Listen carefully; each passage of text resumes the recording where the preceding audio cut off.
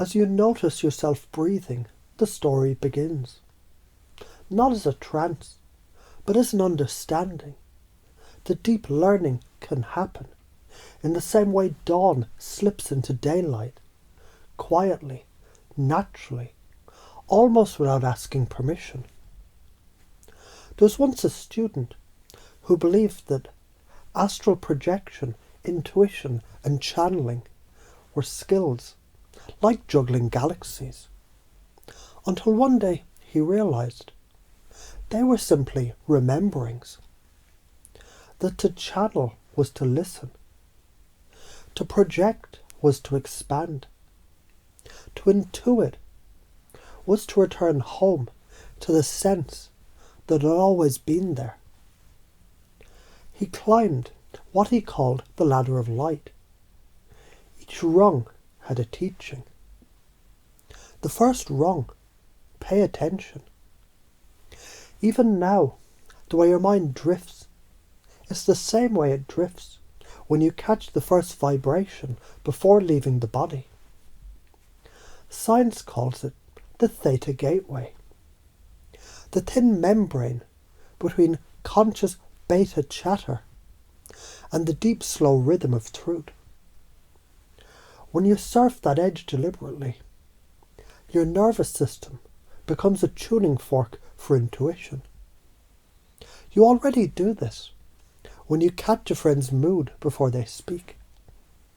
The same circuitry, just amplified. The second rung, trust the signal more than the static. That's how intuition is trained, not by demanding certainty, but by collecting evidence through tiny tests. Each time you follow a small nudge, and life unfolds a little more smoothly, the brain wires new patterns of trust. Neuroplasticity is karma in biology. You get more of what you practice. The third rung, responsibility follows ability.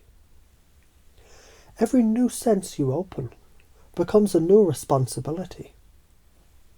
Ignoring a calling dulls the signal. Acting with integrity sharpens it. That's the spiritual physics behind karma, cause and effect, refined by awareness. And perhaps, as you imagine this ladder, you can feel how each choice, to listen or not, shapes entire timelines. In one, you dismiss the inner voice. Stay small, play safe.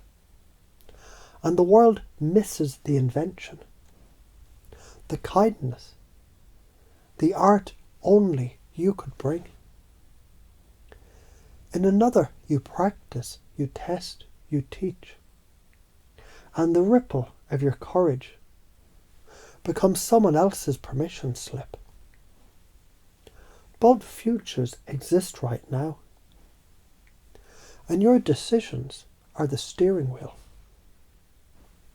The fourth rung, integration.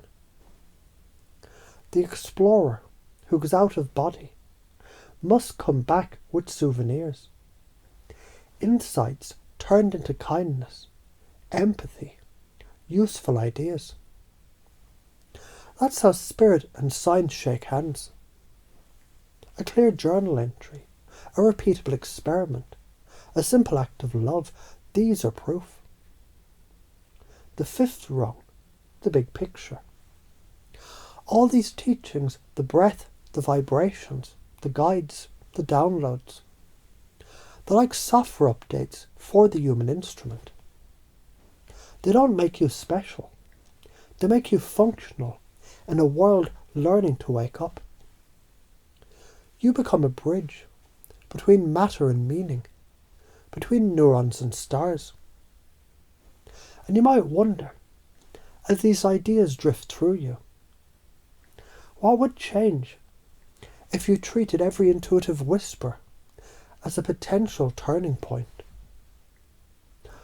What inventions, relationships, or healing might appear if you simply acted a little faster on what you already know to be true.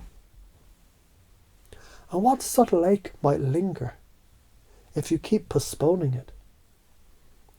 Because the cost of ignoring the call is rarely immediate. It's the slow erosion of wonder.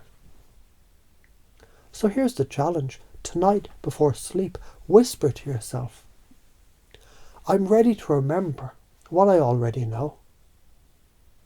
That sentence becomes a key. Each repetition primes the mind to notice signals in dreams, synchronicities, random hunches. And when you act on them, your world reconfigures itself around your upgraded awareness. Every breath can be a calibration. Every curiosity can be a compass. Every fear can be a flashlight showing what matters most. And maybe as you finish listening, some part of you has already begun building its own ladder, rung by rung, realization by realization, until what once felt spiritual simply feels obvious. Because true evolution isn't floating away. It's landing fully here, eyes open, heart awake, no longer needing to pretend the miracles are rare.